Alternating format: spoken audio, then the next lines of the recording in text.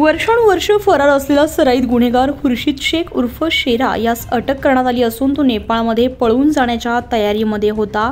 ग्रामीण गुन्हे शाखेच्या पथकानं सिन्नर, सोनजाम तसेच आडगाव परिसरातून 4 आरोपींना अटक केली असून चोरीचे टायर, 70 टायर, हत्यारे आणि 1 सॅन्ट्रो कार असा एकूण 1,45,000 रुपयांचा मुद्देमाल हस्तगत करण्यात आला। या टोळीनं नाशिक ग्रामीणमधील दिंडोरी, सटाणा, पिंपळगाव, चांदवडसह 12 पेक्षा अधिक भागांमध्ये चोरी केल्याचं उघड झालेलं आहे। खुर्शीद शेखवर महाराष्ट्र आणि इतर राज्यांमध्ये 35 पेक्षा अधिक गुन्हे दाखल असून तो 7 वर्षांपासून फरार होता।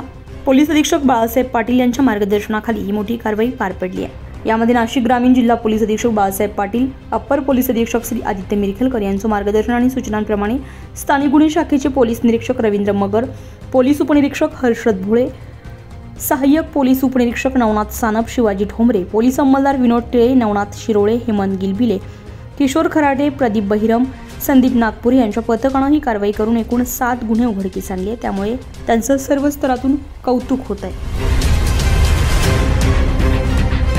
न्यूज पोलखोलसाठी नासिर पठाण, नाशिक।